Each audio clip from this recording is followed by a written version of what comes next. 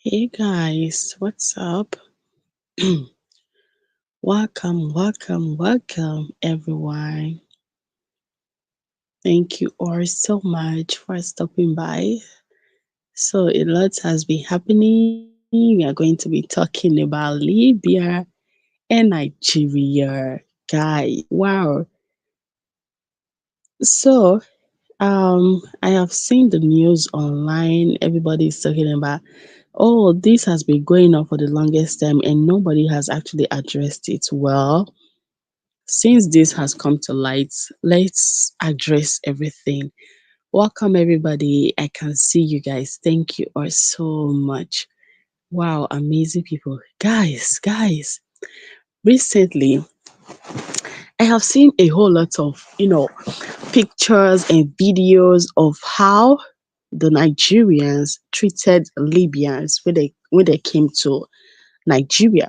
Now, best believe that never trended in Nigeria. We never saw it of how those people sat on the floor. I'm talking about the Libya people now, of how they sat on the floor, right, in the airport, and nothing was done. Nobody attended to them. They were given buses with zero air conditioned. So, in retaliation, these people did extra. Like, bro, what they did to the Nigerian player today, let's say yesterday and today, it was a lot. And you start to wonder why. Why is it that if actually it is true? Because I really do not know. I have seen a whole lot of pictures and videos. If actually it is true that the Nigerian people did that to, the Libyans when they came to Nigeria, then that's not fair. Let's be honest with ourselves. You cannot do that to people and expect them not to retaliate. That's just my personal opinion. You don't even have to agree. But at the end of the day, all this pettiness will never, ever stop. Yes, according to the comment that I've been seeing so far, this has been going on for the longest time, and nobody is doing anything about it, which is so bad. It is so bad, if I must confess. So we have seen celebrity talking about, oh, you don't pay evil with evil, but you cannot tell somebody how to react to pain, the pain you actually caused them. If you cause them pain, you cannot tell them how to react. That's first to first. So again, we must be in fact careful of how we treat other people, not just other people, but people that come to our country, others guests. When somebody comes to our country, wherever you are from, be it from Ghana, be it from the USA, whenever people visit your country, you treat them nice because the table can actually turn. So we have seen pictures and videos, people talking about, oh, Nigerians started it. But bro, I never heard about it. I never saw it until this evening, until this afternoon. Now that everything is like this, is it that Nigerians cannot take what they dish out? And also, I've also seen comments, people talking about, oh, let's not show it back to what the Nigerians did to South Africa people. I'm like, we are talking about the present, right? This is 2024. We are not looking back. And no matter the situation, I believe in forgiveness, right? So it's not because, oh, I am a Nigerian and whatnot. I believe in forgiveness, most definitely. Now, if the allegations are true, because I have seen videos, I have seen pictures as well, if it is actually true, then what the Nigerian did was not nice. If they actually treated these people like that, it wasn't nice. Let's be honest with ourselves. You cannot bring people in from another country and put them in a bus with zero air condition. At least, let's be fair. Hi, Paulina. You're welcome to the live stream. Thank you so much. Paulina said, this thing, if not treated well, can transfer to both citizens living in each country. Is it? Let me tell you guys something. This was how the Chidima and South Africa. This was how it started. Do you understand? This was how the South African beef and Nigeria beef started, just with Chidima issue. Now we have stirred up another case for both countries. When in fact, if those people start to give us what we gave them, it will seem as though we are the victim. Okay, let me pin this one. Boma, you're welcome. Boma said it has been confirmed that Libya team was at fault. Because, bro, I don't believe in paying evil for evil because no matter the situation, right, when you try to pay it back, things will escalate. Things will escalate. Before you know it, this one say, oh, you did this to me, I'm going to retaliate. Things will escalate. But now that we have confirmed that Libya is at fault, I am not surprised though. That's first thing first. I am not even surprised because this is how they actually behave. But I am just saying, let it end. Let it end. We can actually do better. Bowman said they landed in the wrong airport. The Uyo airport team was waiting for them, but they chose to land in Port Harcourt because it was cheaper for them. Oh, so they were trying to cut costs. Was that the problem? The Libya people were trying to cut cost. I see. But it wasn't fair what they did to our team in Libya. I must confess, like I said in my video, this is not being illegal migrants. Why do these people always treat blacks like animals? It always baffles me a lot. Not Africans, we are not surprised. This is a typical behavior, particularly from Libya and Morocco. You see, both countries, this is similar character, similar characteristics. Morocco, Morocco and Libya. Eh? It is sad. Lulu, it is too sad though. Look at the way we are treating each other all the way from Nigeria to Libya. They stayed in the airport for 16 hours with zero food, with zero water. Do you want them to starve to death or what? At least offer them water, at least. At least give them water. And I also read that the plane that is supposed to carry them from, from that airport to Nigeria, they have fuel in it ever since. But they were waiting for, permission, permission to fly. I don't understand why we hate ourselves like this so much in Africa. I don't understand. I do not understand. Gist with B said, go and watch the football official confirmation that a lot of AC tinted buses was at Uyo waiting only for them to land in Port Harcourt. Gloria, this happened to South Africa a month ago in Nigeria. We were told airport closed. If South Africa retaliate, what's them? It is now that we are seeing all of these things. It is now that we are seeing all of these things. We have not heard that, oh, Nigeria people treated these people badly. We have not heard. But since, if anybody wants to speak up, let them speak up with evidences, of course. You cannot be saying, oh, we did this. What was the reason? Because the African hate is just too much at this point. This is not even Nigeria versus Ghana or Nigeria versus South Africa. This is not Africa. There is nothing like one Africa. I hope we cannot see that there is nothing like one Africa. It's not as if we will never come together. I am sorry to burst your bubble. But look at it. Look at the way we treat each other. It's not nice. Those people just want to play football. You don't have to stress them so much. And then I also saw another news whereby these Libya people, right, they deliberately sat on the floor in Nigeria at the airport and took pictures with it. And took pictures with it just so that they can go by that narrative. Eh? Just so that they can go by that narrative.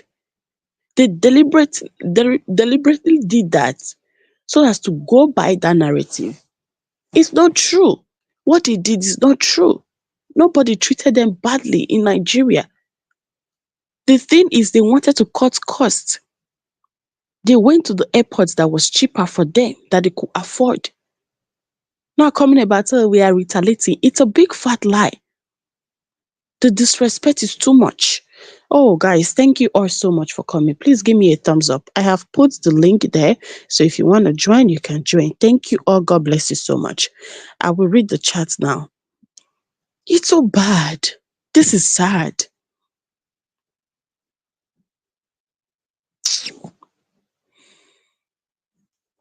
Treating a national team like a local school team, wrong and disrespectful.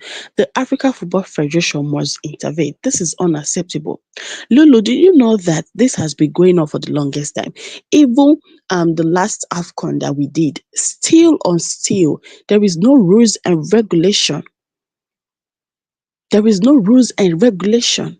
There is no fine. There is no okay, if you do this, we are going to fine you or we will disqualify you.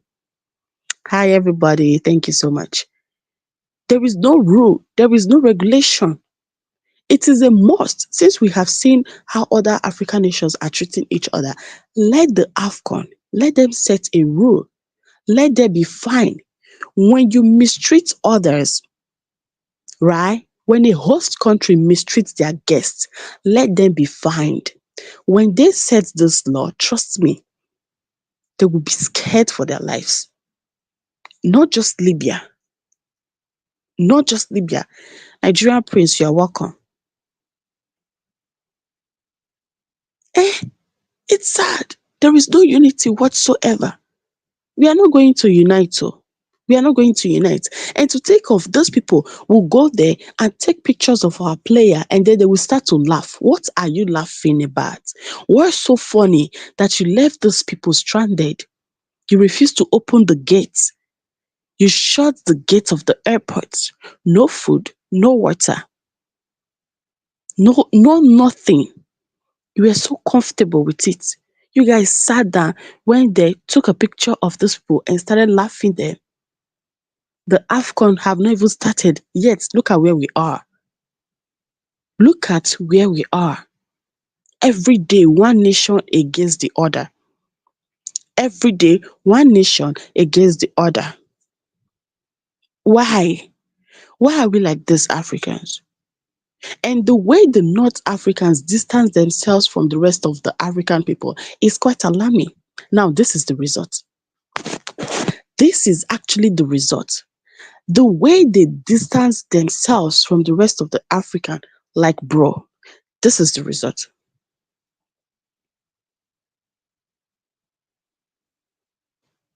This is the result.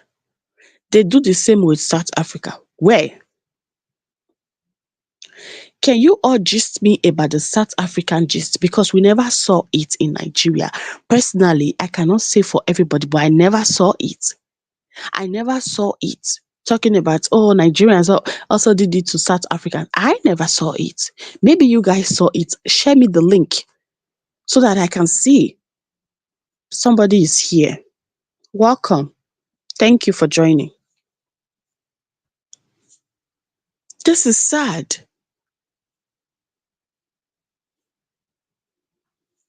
There is no consequences. That's what I'm saying. Let the AFCON, let them put something. Let there be fine. Let there be consequences. You cannot treat others like trash. It's not happening this year. Next year, Hi, sorry. Welcome. How are you? You're I'm welcome. good and you. I'm good and you. Hope everyone is good in the space. Yeah, we are okay. You're welcome to the show. Yeah, I think I just have a comment on my end where I'm saying, this has been happening for a while, where African teams are treating, where you hear this story.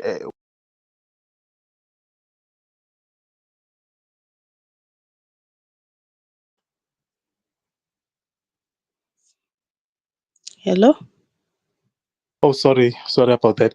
I'm saying that the African teams have been treating each other in this manner for a while because I can remember as far back as when South Africa first came back after being sanctioned and banned from playing in in world sports because of apartheid and whatnot until we actually voted in 1994, how badly we were treated in Ivory Coast and so forth and so forth. So these things have been happening forever, and it's unfortunate what happened to Nigeria and whatnot. But with Nigeria, I remember a few months back where South Africa went to Nigeria, and for some reason the airport was closed. The team was told that the airport was closed, so our players slept in the airport for 24 hours, exactly the same conditions that the Nigerians are now finding themselves in Libya. The airport is closed. There's no one who can assist. They have to sleep there. There were little complaints by South Africans, but not as much as this is happening now, where I'm thinking, because Nigerians are in media and you are going there and you are saying, no, this is not it. I'm hoping CAF actually does something. I'm really hoping that CAF actually does something. But to us as people who have experienced this from Nigeria, it is quite sad. But we're also saying that this has happened to other teams as well in your country. But honestly, I'm thinking, because these are national teams playing with each other, there has to be rules set by CAF, and CAF has to do better, obviously, because this is just going on and on and on, where teams are. This is happening with a visiting team and whatnot and whatnot. So yeah, I'm hoping for better. I understand the frustration and whatnot, but I'm really hoping that our African um, institutions, even if we don't get this one Africa, because not everyone is for this one Africa, but there has to be a rules-based system where we accept that rules and we abide by those rules, basically. So that's my 2 cents on it.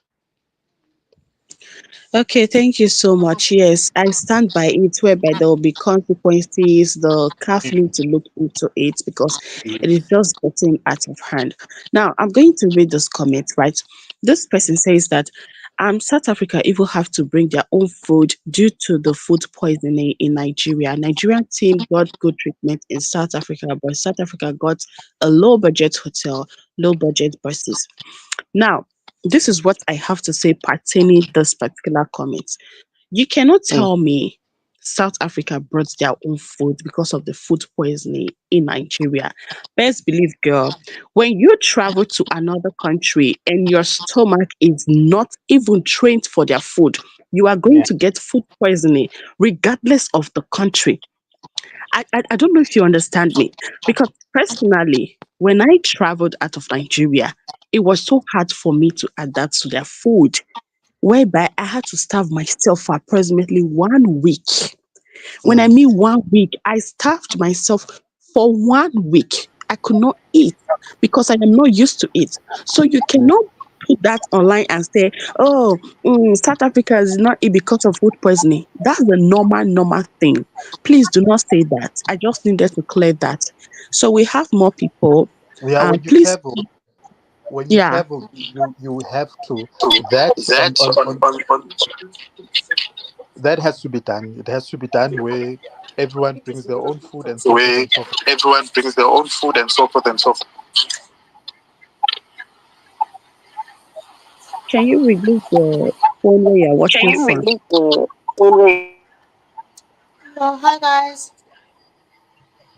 Hi, Can you hear welcome to the me? show. Hi, welcome Yeah, to the show. welcome. Oh, okay. Yeah. My name is Lulu. So, what I wanted to say is, I think it's a bit unfair that every time we're having conversations, we always want to center it around South Africa versus Nigeria, because I think that it takes away from how other countries are also going through things. I feel like at this point, the conversation should just be around how difficult it is for other Africans to be receptive of other people, the injustices within so many institutions that we have in place, and sports is one of those things that should be bringing us together. But unfortunately, we are finding all these functions happening all these factions happening where it's not just obviously South Africa versus Nigeria, but we're also learning that other countries also take issue, not just with Nigeria, but when you watch other people, you hear other people that have traveled, you find that they also have difficulty with, getting through borders. There's just so many problems within Africa that you're finding that it's so easier for outsiders to enjoy Africa, not for Africans to enjoy it. So I think that it's very, very unfair. And I find it very, very sad that sometimes we are so obsessed with trolling each other that we don't allow ourselves to have productive conversations. We could be using social media for such good things, for us to build ourselves as Black people, as Africans. But I'm not saying we shouldn't be expressing our issues, but sometimes we forget the issue at hand and now attack each other. What does food have to do with anything? If you travel outside a country, there's a chance that you're not used to their food. Of course, you'll carry your own food. You carry your own food. Why wouldn't you? When I go home and I come to China, every time I bring stuff. I have my spices. I don't use Chinese spices. I have my own spices. I don't like going to Chinese restaurants because I don't know what they eat. I cook my own food. Because most people get poisoning. People that have been here 20 years sometimes, they do get poisoning. It's a normal thing for people to travel outside and either the water, the weather. There's just so many reasons why anyone would get poisoning. And that has got nothing to do with the fact that the country did not cater for you. It's got nothing to do with it. Like, honestly, we need to go easy on each other, guys. We really need to go easy on each other. Like, every little thing we need pick on each other. We need pick on each other. Anyone that's traveled knows this. You go somewhere, you get sick sometimes. And another thing also, I just feel like I don't know, but I just feel like we are so hard. We're so hard in Nigeria that we don't even realize how hard it is for Nigerians. Like, life is so hard in Nigeria. I just wish we could have more empathy and understand that some of the things that they do, it's desperation. If you grow up in a country where if your parents cannot afford a doctor, medical care, school, what is the point? You now tell me, and you're 12 years old, you start now having to learn how to hustle. And when they say hustle, I think it's because of the language that we don't understand what they mean. They just mean that they just know how to make things work. With the little that they have, they're able to make it work because of the conditions that they grew up in. Because countries like Kenya, South Africa, they've got somehow they've set up an infrastructure in place where you can go to a public school and everything can go well. But most African countries, you need to go to a private school in order for your child to have the best education. So sometimes some parents, they cannot afford, guys. They cannot afford. So that's why they have that culture of hustling. And unfortunately, some of them, they hustle to a point of the detriment of other people, even themselves, where they find themselves doing things out of desperation because of not just the pressure of wanting to blow, but the pressure of wanting to look after your family. You turn 12 years old, you start working, you start selling at street markets, you're doing all these things. So I just feel like sometimes we need to maybe watch these things, or maybe understand other people more, look at each other from the human element. I don't know, just for lack of a better word, but we need to look at each other from that sense. Like, when you go home, Emakaya, you South Africans, the conditions that when people are struggling to get transportation to go to school, when they don't have the best of schools, imagine those conditions not being just of a particular place, but just being the most part of the country, not because the country is poor, but because of the politics of that country. Nigeria is where it is not because it's poor. Nigeria is not a poor country. There's no country in Africa that is poor. Congo is not poor. It is because we are busy fighting each other while other people are benefiting. We hate each other, and it is by design. We are conditioned to hate each other. We have all these beautiful platforms where we could be having conversations. We could be discussing the way forward, how to help each other, discussing each other's grievances, mobilizing, seeing how we can help each other's countries, helping each other's communities, charities, doing things, small bits that we can do, things that we can action, opening social, charities, saying, hey, listen, I've got some clothes here. Let me send them to Nigeria. Do you know where I can send them? Okay, I know this place. Guys, please pay for shipping. Let's give these kids this clothes. Hey guys, I have these things. You know what I mean?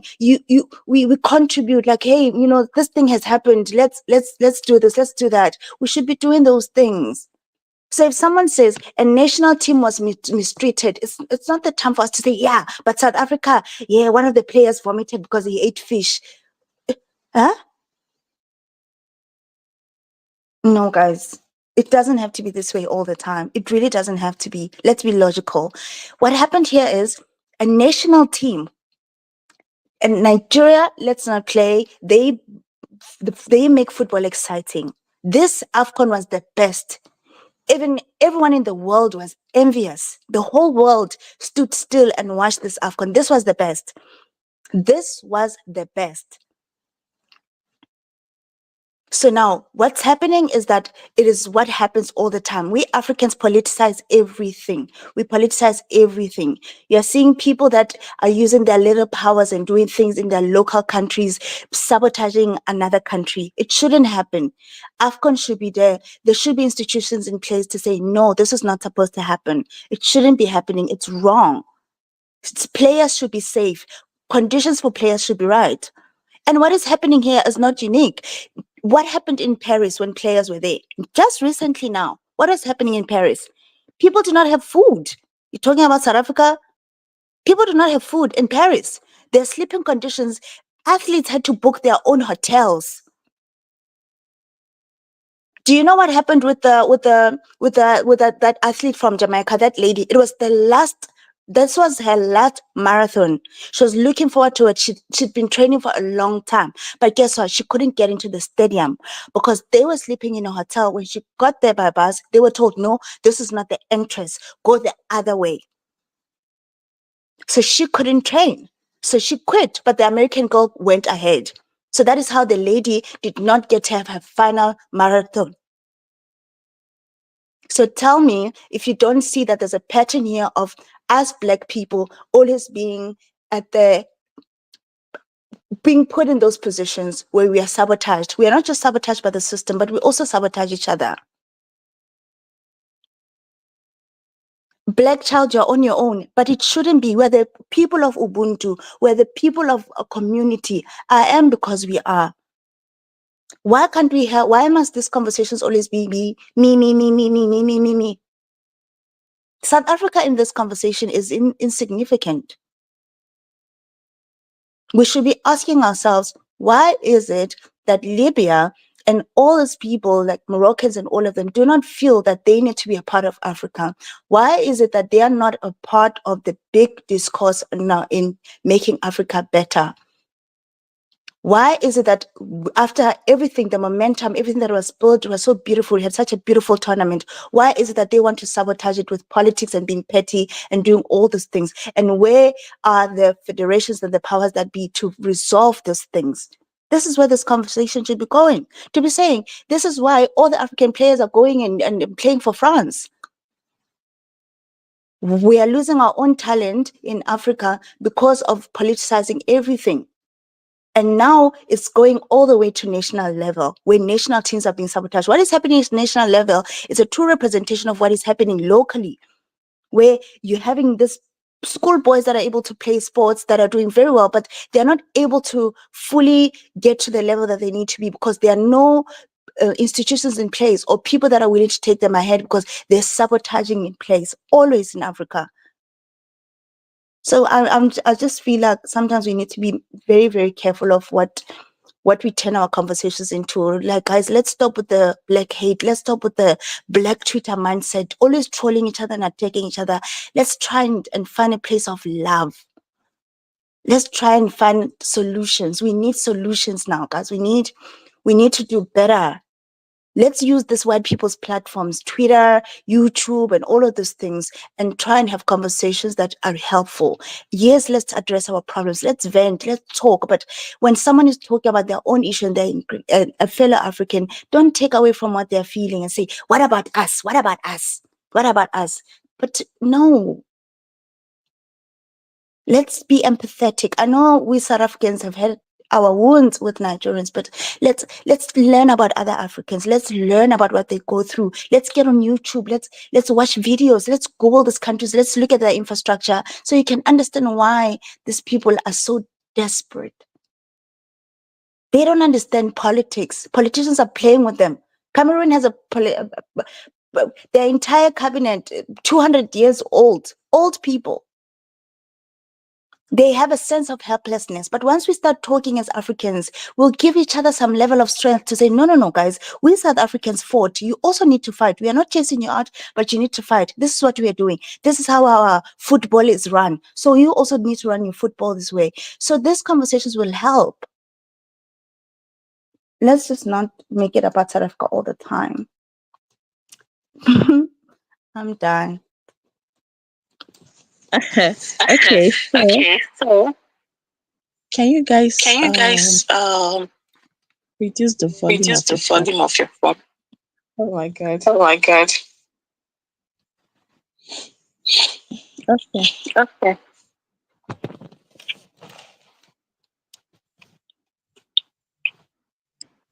Yeah, we are still on the list.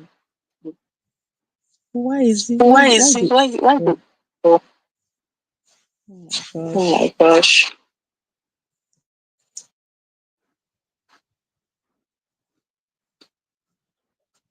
Yeah, we are still talking about it.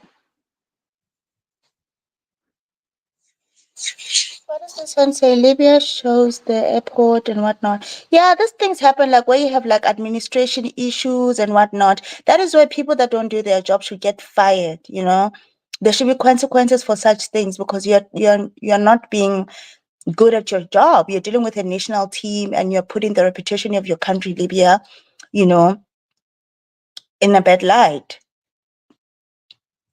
It shouldn't happen. Like mistakes happen. I just know that mistakes happen, but also what are the consequences for those mistakes? That is why as Africans, we should really, really start talking about consequences. If it happened, let's say there was a mistake of miscommunication, airport issues and whatnot, why is it that there was no sense of urgency to say, yo, national players like a national team from Nigeria has landed, who is there to help? Let's get them food, let's get them water, let's put them in the, you know, airports have got suits, let's put them in the lounge, let's get them comfortable, you know, all those things of just showing that, hey guys, we didn't plan for this to happen, we are going to sort it out, we apologize, let's try and reschedule the game. Just that level of intention to say we did not intend for this to happen, you know, instead of just leaving people out in the cold without food. It's just ridiculous. It was for 16 hours. That's ridiculous. That's just too much. That's ridiculous. I don't know how to stop this. Echo. Can you mute, please? Oh. So, our sister was speaking, and I can still see the comment section. People talking about, "Oh, sister, don't say we. Speak for yourself only." But why are you guys actually like this? And this is what is happening under my comment section. So I made the video talking about this whole Libya and Nigeria stuff, and you see the South Africa people. They say, "Oh, it is karma. Oh, karma came in quickly." No, bro, I am not talking about that. If you look at the title, it states that Libya versus Nigeria. It was never Nigeria versus South African people. So I was so surprised at the comments. And when I tried to correct those people, they're talking about, "Oh, Gloria, no, you should say the truth for the truth." How? I am here to discuss about Libya. Even when a fellow South African is trying to correct you guys are under the comment section talking about, stop saying we, speak for yourself. But why are you guys like this though? It's just a honest question. Why are you guys like this? So I have somebody on backstage. I'm going to bring him in. Let's hear you out, bro. Welcome. Yeah, hello. We can hear you. Okay. The way the way you choose the way you title your videos is appalling.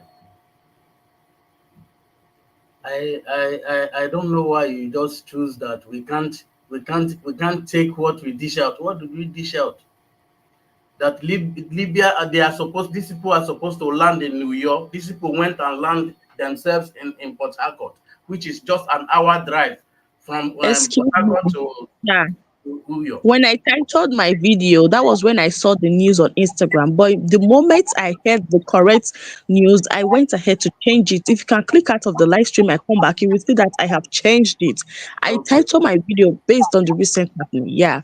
Yeah, because I just saw what, maybe it was before this is what happened. We did not dish out anything to Libya. It's just an hour drive, and they choose. Okay, we provided a bus. NFF provided a bus for them. They chose to use theirs, and theirs don't have an aircon. So what do you want Nigeria to do? They decided to choose their, or to use theirs. You know, Arab people, the way they behave. This is uncalled for. Huh? So it's I just saw, I didn't know that you have changed it already. So, and people are discussing about South Africa. It's not always South Africa every time. It's why should somebody, we have 5-star hotels in Nigeria. How can somebody tell me that you are bringing your own food to another country when there are five-star hotels everywhere? I beg, please, people should say what they know. So you are angry about the food poisoning and whatnot, right? What our players don't play in Africa. Our players, they don't play in Africa. A lot of them don't play in Africa. A lot of them are in True. Europe playing, and this is the True. food they don't. Watch Ekong YouTube channel. You see when they were eat when they are always eating. You can see it there. How can somebody tell me that South Africa, which is also in Africa, you are telling me that they are bringing their food to Nigeria? Come on, you people should just, if you want to argue something, you should argue what is sensible. Come on. Every time South Africa, Nigeria, and now we are talking about Libya. Somebody is talking about South Africa. Everybody, even South Africa, they are also playing the tournament. They are also playing the qualification. What is all this about South Africa? And every time I listen to Yeah. your channel, this is what they discuss. Huh? So Yeah, it's unfortunate because I don't know if you cannot generalize it though. You cannot generalize it because the person that spoke before you is actually from South Africa. You can see the way she was talking about how the yeah, people should just step down a little bit. that is Yeah, a nice somebody who studies. yeah. The girl, she's well read. So when we are arguing, I don't understand why people should, you just have bad blood. I don't understand why. Yeah? How can somebody bring your food to another country when there are 5 stars hotel everywhere in Nigeria? Nigeria is, we know that Nigeria is what we lack electricity. This is Nigeria problem. We know that there is no electricity. This is why. If Nigeria has electricity, there is no country that will match up to Nigeria. Every Hmm. the problem. Yes, Bros. electricity is the problem. I'm telling you, No, no. electricity I is the problem. disagree. I You, disagree. because I have my reasons of telling you this. Because Okay. a nation is supposed to know that without electricity, your people cannot develop. And okay, why is it that Nigerians go outside? How many go to America, go to everywhere, go to London? We have best doctors. Why is it that they cannot come home? When they come home, they cannot perform the way they are performing outside. Basic basic things of life we don't have. This is the problem we are facing. And we don't normally Nigeria is a tribalistic country. We are too tribalistic in Hmm. Nigeria. This is the problem that Hmm. we are facing. Yeah? Okay, this president that is ruling Nigeria, is this man supposed to be a president of a country?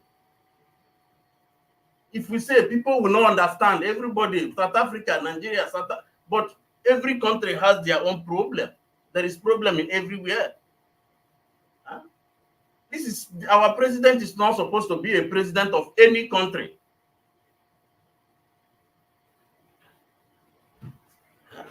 So this is the Why do you say that? Is it because the government had not said anything about this whole thing that is going on in Libya, or you just want to say it because that was you want to speak your mind, you want to say the truth for the truth? way Nigeria is going. Is it how a country is supposed to be going?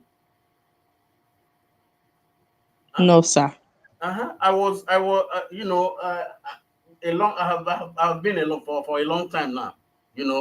When during the South African independence, I saw everything. Even during the in the 1990s, when everybody, people were saying South Africa must free Mandela in those days. So it's not because of. I know that our president is not supposed to be a president of any country. Huh? Our president is. Look at the way the country is going. Is it how a country is supposed to be going? Mm-mm. Huh? Look at. I remember before I came to where I live now in Europe. I was going around in Ivory Coast in Cote d'Ivoire. This is in I think 2001.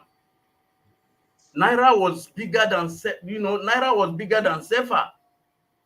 Today, Sefa is way bigger than Naira. To show you that we have not our people, the people that is ruling us, the people that are ruling us are just they don't know what they are doing in government. They don't know what they are doing. We are supposed to be more than the way we are. Look at the way that everything about Nigeria is oil and gas. This thing that is making your economy to thrive is what is very expensive in your country.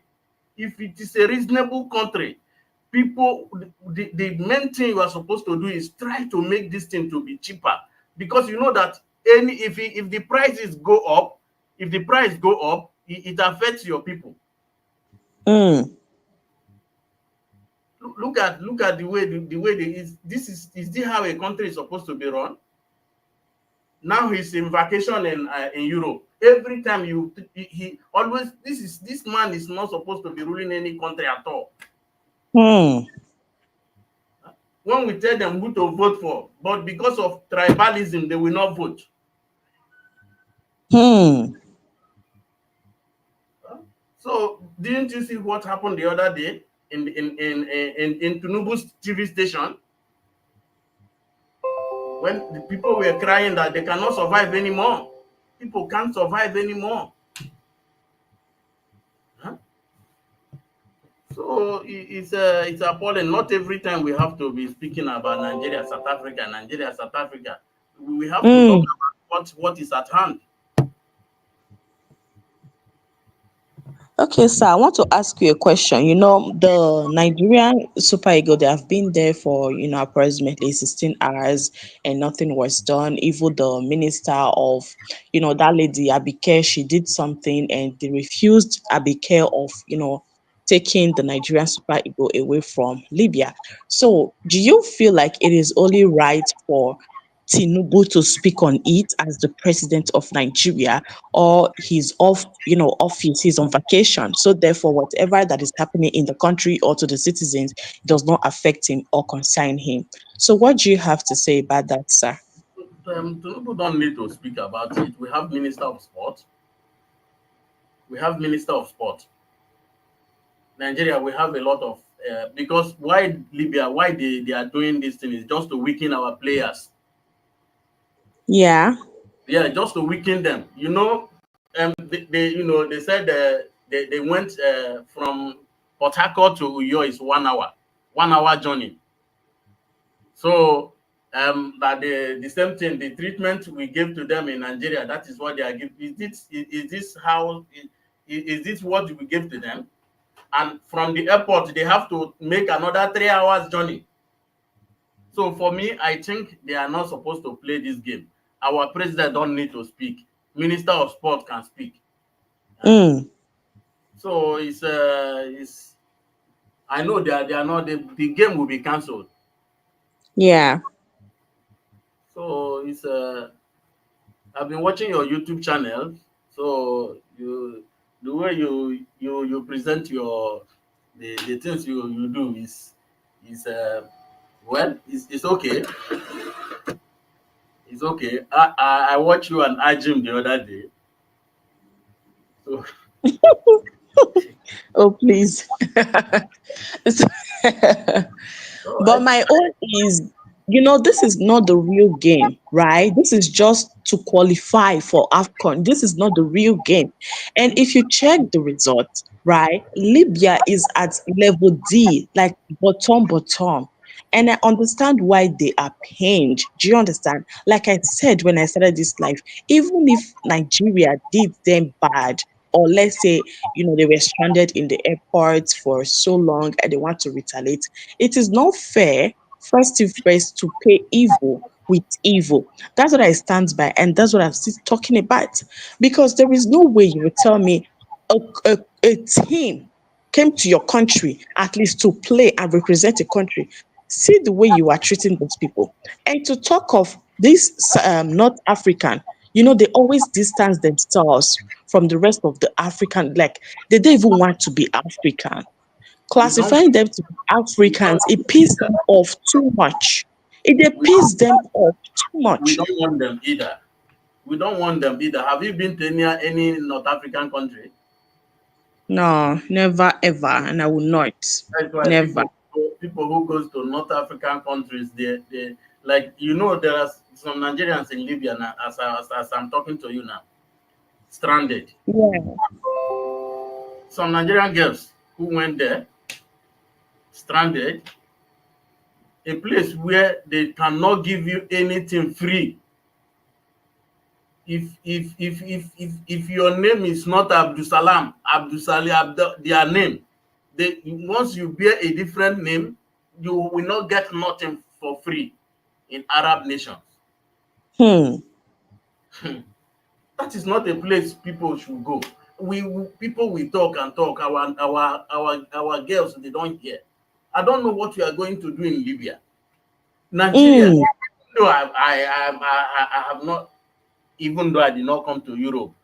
Nigeria is a place, if you make up your mind to struggle, you will get the money. Anything you are doing, as long as you put your mind to it. Before I came to Europe, I used to sell DVD in Westminster. Mm. This is my business. That was in the 90s. Imagine today, if I'm still selling all those DVD before they change all these new models just came out. This is what we did in those days. Huh? People you don't want to struggle in Nigeria to get money. You want to come outside and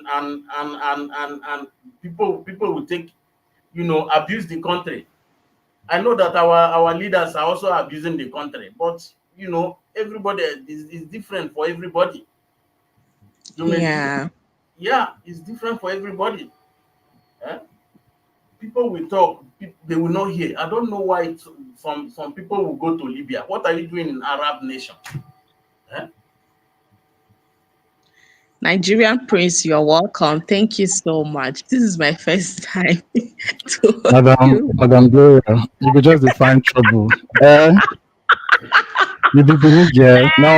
Now, na blood they hot like that. You could just define trouble. You I can't. didn't know. Forgive me. What happen? My Nigerian Prince. Hey. Alpha. I know. Welcome. Mm. Welcome. I missed the latter part. I was still talking about the Libya Nigeria situation. Or Okay. Okay. you've changed topic. I don't know.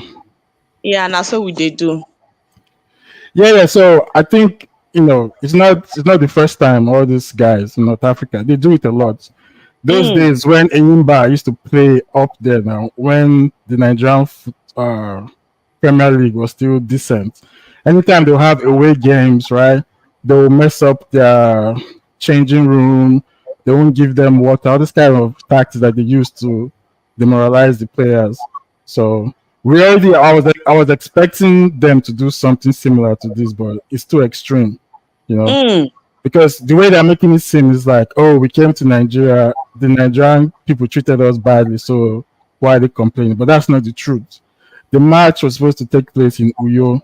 They landed in Port Harcourt, you know, and for that reason, they had a delegation waiting for them at the airport in Uyo to pick them up.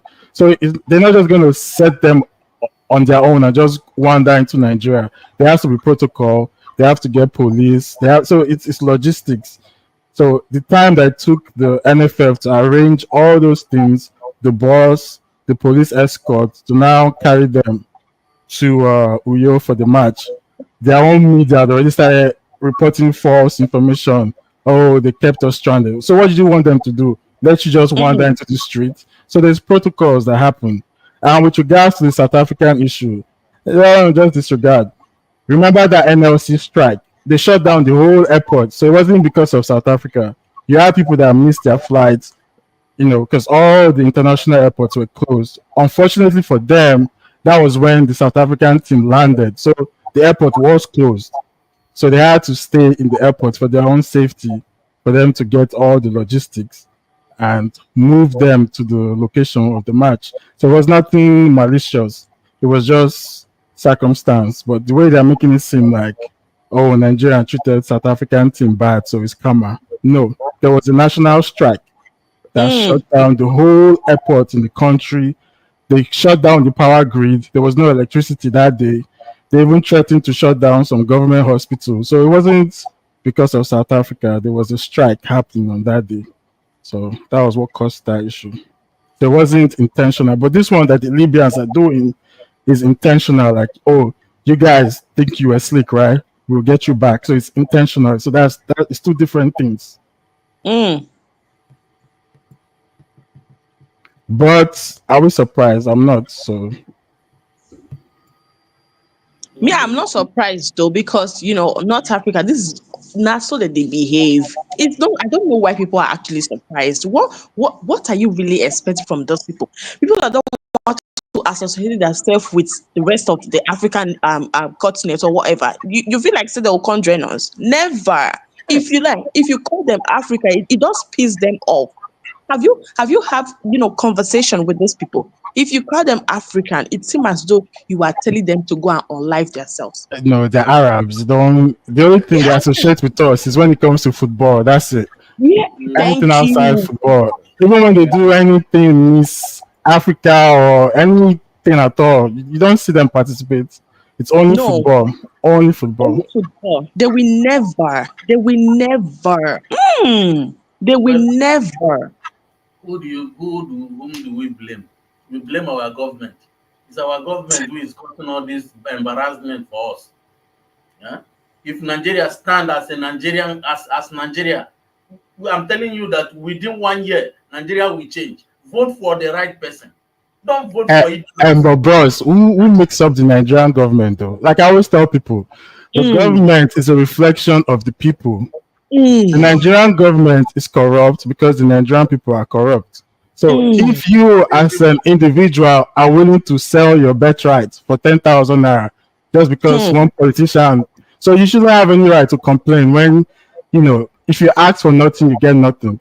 So it's the same trick that they always play. Sorry to disrupt you. I want to correct that notion.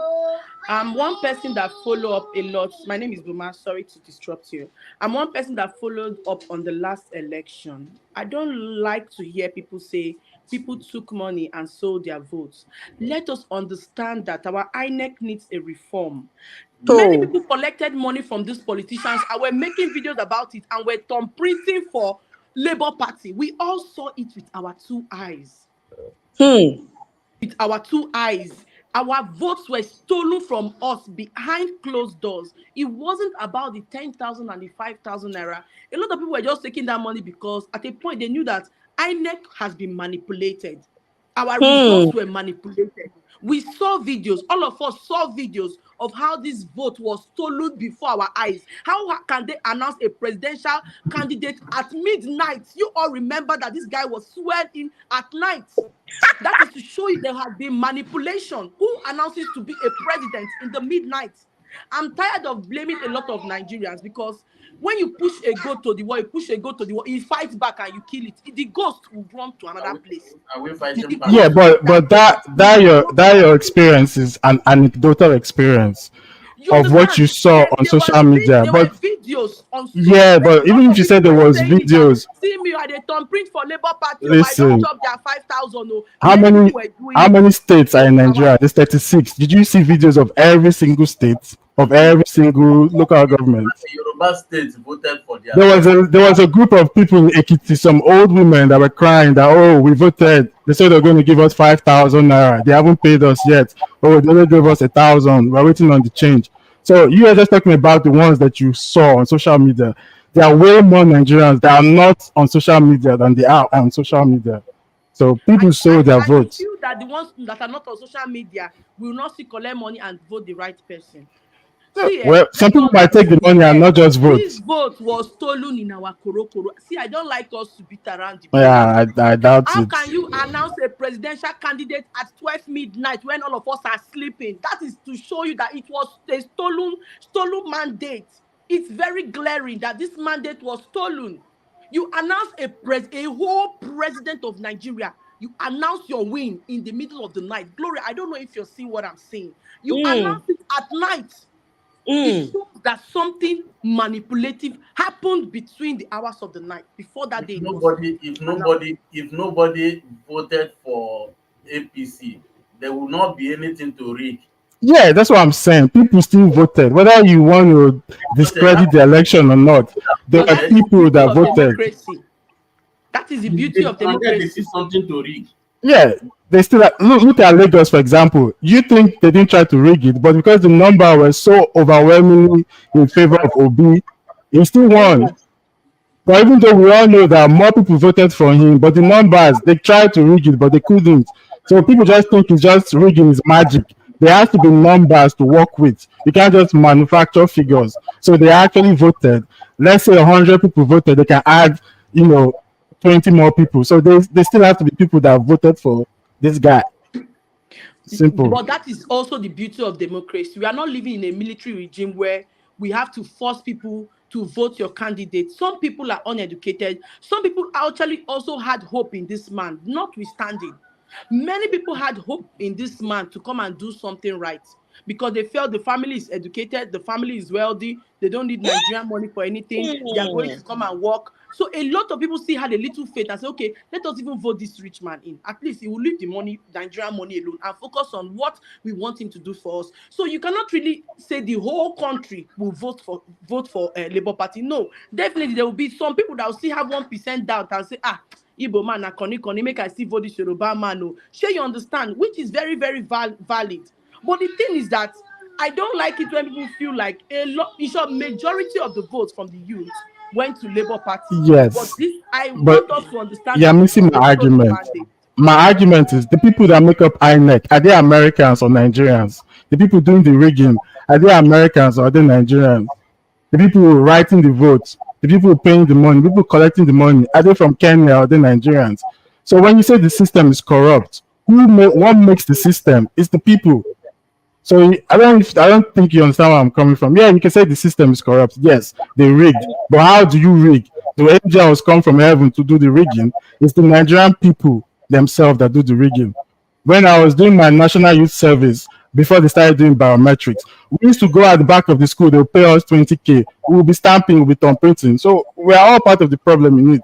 You can blame the politicians, you can blame whoever. When you go to the police, who makes the police? It's the people. So every aspect of the society is corrupt. That's why you're seeing the country not moving forward. So we can blame all the politicians we want. The people themselves have to take accountability. The day Nigeria wants to, to move forward, it will happen because there are more of us than them. It's very simple. March to Abuja and shut down everything. What will happen? Nothing. So we are not ready yet. Every time we blame the government or the politician, who do the politicians use to do their biddings? It's still the same people.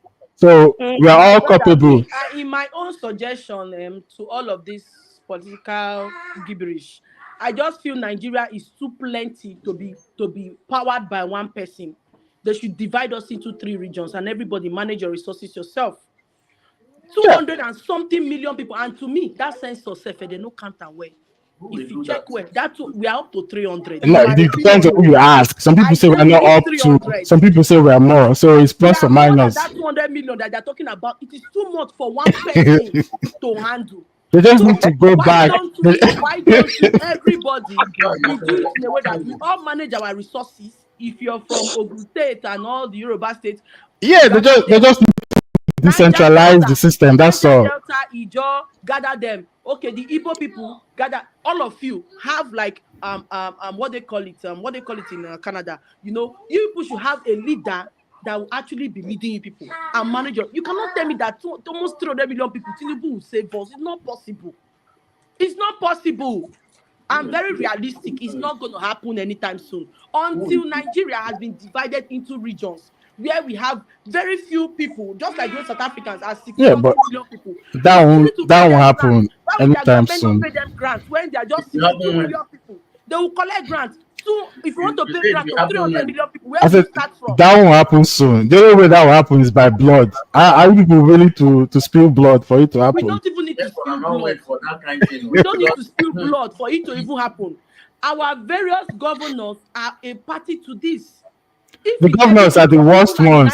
We always like to blame Tinubu, but to me, in Niger Delta come together and talk to his people and say, this is what we demand and we want this. If the government doesn't do it, no more oil goes again to federal government. No more of our oil allocation goes to the government, my dear.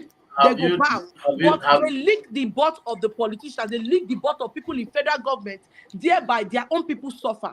People in Niger Delta suffer from oil spillage. We suffer from gas flaring. A lot of kids born now in Niger Delta are coming up with asthmatic and bronchial issues. So the governors are the one leaking assets of the people in federation, and that's why a lot of things are not being done. Yeah, because they're benefiting from the system. You don't get it though. Who is that person that will enter into a political office that he knows he can steal money and get away with it and do the right thing? So that's why I keep drilling down on the corruption mindset. Because if you ask me if I'm a governor, you think I won't steal money? I'll steal money because people before me have stolen money and they've gotten away with it. So me, I'll now be the one that is Jesus Christ to fix the system. And a lot of us Nigerians, we have that mindset. Oh, I'm not Jesus. Let me take my own and go. Let me take my own and go. Let me take my own and go. So if you don't fix that mindset, nothing will change. That's why I say, unless you do it by blood, but say you wake up one day, some politician will just decide that, okay, let me do the right thing. It will never happen. I really wish for a change. The thing is that it breaks my heart to see that a lot of this happens, and I look forward and I don't even see people that we could look up to and say, okay, these are the generation of people that are going to change this particular thing, or these are the set of leaders that we look up to that are going to help change this thing. We don't even have, as it stands now, we don't even have a focus on what is going to happen in the next 5-10 years. There is no plan. There is nothing happening to show that it's going to be better in the next 5-10 years. And it breaks my heart so much. That's why when I see a lot of our content creators talk about the situation of the country and people bash them and say, oh, why are they talking down on Nigeria? Why should they expose Nigeria? I like people to understand that. People sometimes speak from a place of pain. When you have tried so much to talk, make una do like this, make una, my dear, at a point you have to revolt and start speaking so that posterity will remember that you and your family were not in support of this thing. You and your family, I no follow for this one that they do. Sometimes you just need to speak out so that your generation unborn will see that, oh, this person came out and spoke about the situation of this country. And anywhere you go, posterity will follow you and say, this particular human being was not in support of this. This particular human being spoke out all of her life on creating content that this thing would not lead us anywhere. So that's why you see a lot of people coming out now to discuss things like this, to talk about it, because you continue to hide the rashes at the bum of a fat woman and it will never get cured. So when the embarrassment is not excess, I feel that at that point, a lot of us will now start sitting up. I was saying something on my channel one time. I was talking about Nigerians in diaspora. I was explaining and saying, at this junction, if our leaders are not doing anything, why don't those of us who are working, those people who claim to be abroad, okay, you say you're in South Africa, you're not doing fraud, you're not doing this, okay, you are working, Abi. Why don't we create an application that will enable every Nigerian working abroad, earning in a foreign currency, to deposit a particular money which will tag it as a tax. You understand? A tax from Nigerian people living abroad. Then the Yorubas, the people in Ogun State, you have your union. The people in Ibadan have your union. Those in River State have your union. Those here have your union. If every month that particular tax raises up to 150 million naira, those in that particular region, maybe in Ogun or whichever state it is, each group, you create 5 factories every year. You come to this other place, Ibadan people, how much did you people raise for those in diaspora? We're able to raise 200 million this month. You create 5 factories. Okay, let's go to Owerri. How much did those abroad, how much were you guys able to raise your tax? We are not handing this money over to individuals. We are going to create an app because we have people that are enlightened. We are going to create an app where every tax money we are paid, we are seeing it. There's an explanation of where it is going to. If there's anything we need to do, we can pay a foreign contractor to come and build those factories for us, to come and build those things we need for us to start working in our state. Because if you say you want to jackpot, are you going to really live abroad forever?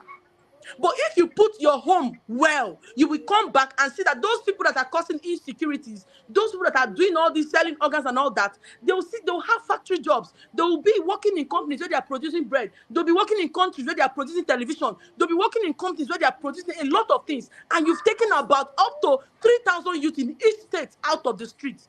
But people on my lives were like, no, me, I'm not ready. I'm not ready to do this. So at a point, we as a people, we are also selfish. I can't keep sending money back home. I say, oh, help me buy a excavator. Help me buy a 3-story building. How am I going to live in that house if there is no peace in my state? So why don't all of us single-handedly, we've been doing it. If somebody comes out to Nigeria to say, I have a problem, I have cancer, help me, you will see the next 24 hours, we've raised 70 million for that person. Why don't we want to do this for our individual states? If the governors are not doing it, every Nigerian living abroad or every Nigerian working, you are entitled to pay £5, $5, a particular token into a particular app, or the app will deduct that money. We see what we raise as a people. And each person, if you're a Yoruba, you pay your own. Your own is going into the app that concerns the Ogun State people. You, as a Imo State person, is going into the app that pays into the Imo State people's account. Then when it's time to create these job opportunities, we can now pay a foreign investor. Come, please build us 5 factories. This one for textile production, this one for car production, this one for whatever production, whatever thing it is we import that makes us spend a lot sending our money outside. And you will see, when we don't even mind the government again, you will see that things will begin to grow. Things will be, we forget about policies and start doing this individually. Home will become peaceful. Because by doing that, we have taken up to 2,000 youth in each state out of the streets. That's my own take. Because if we keep discussing, I end up in every live stream I go, there is always no solution. We just keep discussing, we discuss, and there is nobody suggesting any important thing for us to move forward. So that's my take on this one. I hope you'll enjoy yourself. I'll be going down now. Thank you so much, Glory. Thank you, Boma. How many will fit talk? How many? See the way we are always online talking, crying. Yeah. What's his name? Tinubu is in Paris. Is he in Paris or France? If they enjoy life. And we are here stressing over the country. If these people stress over the country like we do, there will be a solution at the end of the day. But hey, welcome to Nigeria, where we say you know concern anybody. Telling May you we that, live on like this. that he or she is living as outside the country. Yeah, you are enjoying. You are making a big mistake, because for me, where I live, this is 24 hours of work. I'm just coming back from work, then I saw your life. So this is the type of life somebody is just living every day. Work, come back, work, come back. This is it. So what she have said is nice. It's nice. Only that how many people will do it? How many people will do it? Simple. How do we organize people? You know how Nigeria, How Nigeria, how we in our in own our own we are. we are. So So it's important. the opponent. Okay, I'm not a Nigerian, but I don't understand why do we have this mindset that why other people are not doing it? Why are we not starting? Why do we not feel an individual responsibility to start something? Why do we need other people in order for us to do something? You know, it's better to want people to do something that you are already doing, and to be okay with the fact that maybe people will not join in. But like the lady said, she spoke so beautifully that it's pointless at this point. Like, if we don't get young people off the streets, we will never get rid of crime. We will never get rid of the way that Africa is, the exploitation of Africa, and the lack of education. And African politicians know that a lot of people don't understand politics. A lot of people think that politicians are powerful, not understanding that we, the people, are the ones that elect those leaders. They are there. Yes, they use whatever institutions that they use. They are corrupt. They still vote and they do all of that. But if we, the people, did not want those people there, we would spill blood. I don't know when Africans became cowards, but it's really sad that we're at this point where you would have one old man just ruining everyone's lives, And I'm not speaking just for Nigeria, but every other African country, even my own country has got its own issues. But it's just unfortunate that I feel like a lot of Africans outside South Africa, they're not as militant. South Africans are very, very militant. We still have that thing of fighting and speaking up, and we're not shamed for it. But other African countries, every time I speak to a fellow African, it's as if they don't understand that no, you can get that person out of power. They don't have to be there for 30 years. You really can. They don't understand. And it's as if they're waiting for the next person to say, let's go and do it. We don't have that thing. And also, another thing is that we don't trust each other in terms of business. When we want to organize things, we always think, oh, who's going to be in charge of the money? Who's gonna be we're always thinking about that, and that's a problem because we get in the way of what we could achieve. We don't think that there are contracts. We have people that are in the legal field that can help us. So no one needs to be in charge of the money. The money can be put in a trust. The money can be put somewhere. It doesn't have to be in someone's mattress. So we always want to find excuses for us not to do things. And we always think that we need millions to do things. We don't. With a few hundreds, we can start something. And once other people see that this is going somewhere, other people will join in. And now things happen. So I just feel like also the problem with Nigeria, with you guys, is that there's just a lot of tribalism, which I can respect people being different, but I feel like your difference is too much that you can't even see yourself coexisting. We are very different in South Africa. We have different tribes, we have all of that, but we are able to coexist with our own differences. We tease each other, we laugh at each other, but it doesn't get to a point whereby when we want something for our country, it gets in the way of our progress. I wish Nigerians could understand the power in being united. The reason why Nigeria is so rich in resources, but is at this point, it is because it is too divided that people cannot see outside their own biases and their own ideas of other tribes, and they're still holding on to those old stories about who so and so did this, what. They're not understanding that in order for Nigeria to move forward, at some point in time, you have to, as a Yoruba, look at an Igbo and see your brother, see your sister, just for the sake of the future. If not for you, then for your children. But I don't know what's going to happen with Africa because we hate each other. We hate each other. And it's sad that when I said this earlier on, there are people in the comments like, not me, excuse me, of course not you.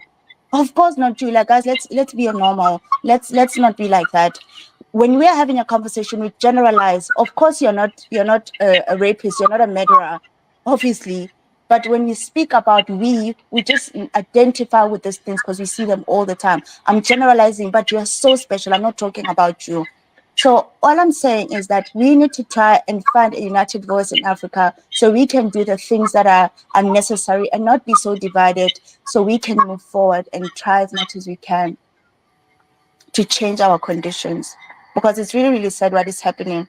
It's really, really sad. You don't need to have a 10-year-old in the streets selling fish when they should be in school. Children should be in school. Grandmother should be somewhere relaxing, not in the streets selling food because they want to get by. And I'm saying this because I have a lot of friends that I know that are from Nigeria. And like I said earlier on, like there was a day when I was speaking, I said, I see just how hardworking they are. They work so hard. They send money home and they're trying to make things better.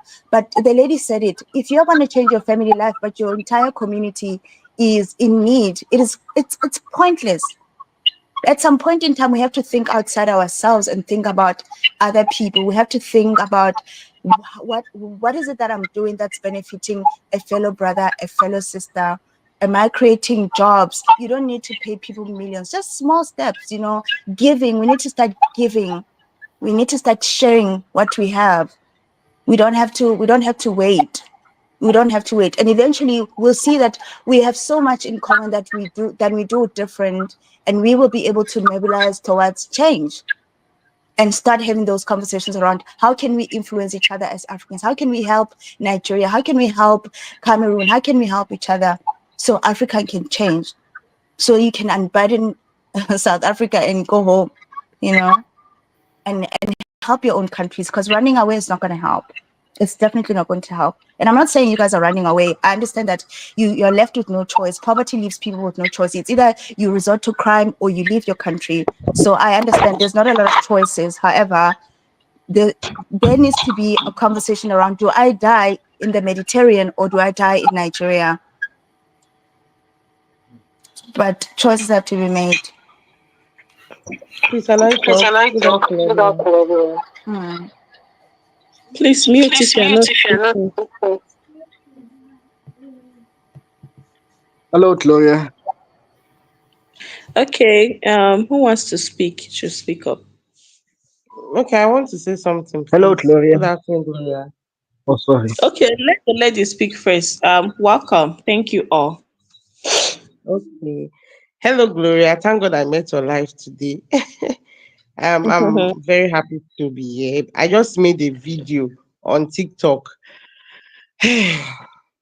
What is happening in my country, my country, Nigeria, has gone beyond God.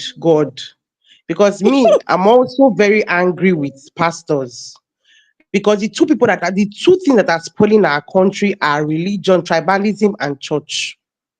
Whether anybody wants to come for me and say I'm not a Christian, no problem. Christian is in my heart, and I know my relationship with God. Because in the Old Testament, the prophets we knew were the one that would talk for the people, for those that are being oppressed, for those that are suffering. They don't want to know what they are going to gain or what they are going to offer them. But what they just want to do is just to say the truth. Do you get? But nowadays, majority of the churches, that is why any corner you go, you see anybody that just dream and say that somebody have accident and say the person have accident, said, I've opened church, I'm still in Revelation. Because they know we have problem. Our problem is not spiritual. That you say your uncle is doing you, your auntie is doing you. Our problem is that our country is bad. If our country is not bad, as a youth that is graduating, we have a job. Do you understand me? If our country is not bad, you are not going to suffer or labor just to feed your children. If our country is not bad, you will not be on the road, just little car driving and you'll be yelling Jesus, Jesus, Jesus. Because there will be traffic. If our country is not bad, you will not be driving in the night and you are looking front and back. Any corner, you say, hey, I cover myself with the blood of Jesus for ritualists. Just yesterday, my uncle called my husband. He got attacked from kidnappers. If you see his leg, I don't know how he got saved. Thank God because of his driving skills. They were just in the road looking for attractive cars to attack. So this is not whether you are rich or you are poor. And I was laughing. I said, it will get to the stage whereby we will start killing ourselves to eat. We will start selling our body parts just to eat.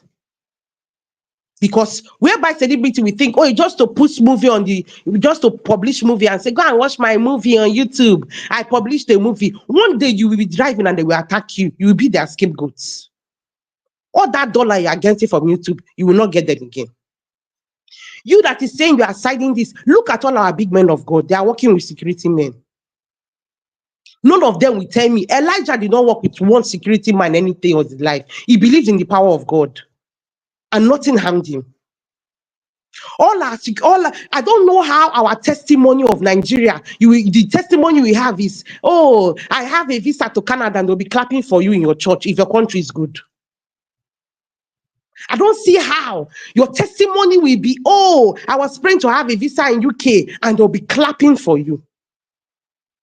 If you go to this world now and check the most people that travel the more to other countries are Nigeria. One, because our country is not good. You hardly see a South African person leaving their country to UK. They may go, but it's not like that. But Nigeria, everybody are running. We are running. Why I'm saying this now, because I am a victim. If you have not talked about this in your channel, Gloria, but if you want more information, I can DM you and tell you about UAE issue in Dubai issue. The men are currently stranded. My husband had a good job in Dubai. We were staying there. We were surviving our little way. Before that Emirates suspension and whatever happened, and all of a sudden, they blocked work permit for men. For over 4 years. My husband came back to Nigeria. We are surviving with the little we have. That is how my husband was rendered jobless, because of nothing he knew about, but because of he's just a poor Nigerian holding a Nigerian passport. We came back. Okay, now Emirates has started flying. Amnesty is going on now in UAE. Nigerian men cannot participate. Even the ones that are willing to work, you cannot give them work permits. Even the ones that are working, they are being scared. They are scared of talking because of, if you talk, they will threaten you. Oh, you will talk now, we'll just push you to the streets. We'll push you out to the streets now. Nobody, no man of God, no human being has come out to even speak for the voiceless there. We are not in Dubai again, but it's painful. I have some of my friends that are there that are scared. Some of them said they want to come back, but they don't even have the flight money, because flight now is expensive. Some of them, they just went to UAE, they have not worked, they have not even saved a dime to even come back. They are just stranded there. Do you get? We are in Nigeria. For how many weeks now? I've not gotten light. Look at the price of fuel. You must move, you must enter public transport, whether you have a car or not. And when you are coming out, whatever the driver tells you to pay, that is what you pay. They will tell you the fuel is too much. There is no light for you to charge your phone. You need to buy the fuel. The food, when you go to market, you will start to reason like a mad person, and you'll be roaming around just to price for cheaper commodity and be what to eat. I was on TikTok and I saw Eniola Badmus. Somebody went to her house, and what Eniola Badmus was drinking was foreign water.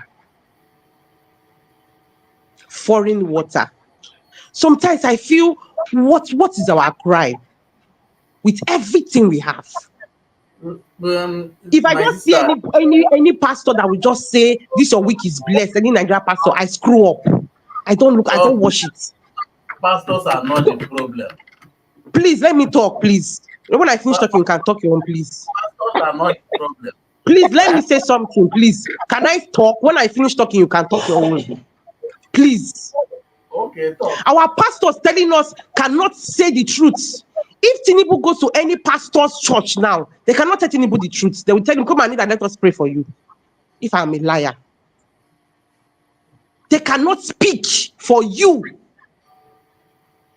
They are more concerned about the tax you will pay, about your tithes. They are more concerned how you give to God, thinking that God is a businessman, and the more you give, that is the more he will bless you. They don't even want to know where your source of income is coming from. Most of the people that are building the church, most of them, their money are not clean. Do you think it's easy to be rich? Those ones are not pastors. Even God does not work. God is not a magician. God bless the works of everybody's hand, but there is something that God does, little by little. But because of our desperation, everybody wants to be rich. And when we are rich, we start thinking of how we got the money. The first place we are running to is church to do Thanksgiving. And the pastor will say, God bless you. And many churches now are praying, are preaching what they're supposed to preach, apart from prosperity. And God bless the works of your hands and destroy your enemies and wishes, thinking it's your uncle that is doing you. My mother died because of politicians were promising that they have the machine to cure BP, and before they could rush her to Benin Teaching Hospital, she gave up. If Nigeria had not done you any bad thing, you will not understand, and you have nobody to speak for you. Would I not have the millions to go to Canada or UK? What do you want us to do? So many people are outside there, they cannot come back. I'm saying this with tears in my eyes. You are going out to sell. Some people are going out to sell and they come back just their transport fare to pay. Nothing to come back with. People that are selling clothes. How many people are buying clothes now? See, our young girls are entering into prostitutions and they're still going to church every Sunday. Because you hear there is miracle. Let me just tell you something in case you don't know. In a gathering, so far there is 2 or 3 in a gathering, and you pray with faith to God, believe me, he will answer you. Don't think that man of God is the one that is answering the prayer. In a gathering where there is thief, armed robber, kidnapper, and you are praying there with faith, believe me, God will answer you. Don't think it's that man of God that hosts the prayer that is making your prayer to work. It is your faith. God said, by your faith I will make you whole. That is what they're using to deceive all of you. That is why 5 people will go and receive testimony. You will go there and pray for long, you will not receive testimony because you don't have the faith. You are looking for miracle. The moment we believe that God is in our hearts, you are saying you are going to church. Pastor is not the problem. You cannot give your neighbor water. You cannot even help your neighbor in the little way. Witches and wizards everywhere. How many graduates has job? Look at the people that are passing out in NYSC. They're already selling slippers on Instagram. They're already selling hair. Do you know how many people are losing their job because they're Nigerian? Do you know how many people that are rejecting for job because they're Nigerian? And our president has the nerves to say he's going to UK to relax, to rest. Look at the birthday party that Pastor Jerry played. Did you go there? Did they invite you? It was Obi Kubana. It was politicians. I am not against any man of God, but nobody should tell me that the churches are not among our problem. Both the churches and the government. But one day go happen, we go dey laugh. It don't happen with super ego. Disgrace everywhere. Disgrace. Are they respecting us? Are they respecting our presidents? Wherever you go, they're not respecting you if you think they're respecting you. The giant of Africa has become the ants of Africa with all the names and all the old celebrities we have. Nothing. No good hospital.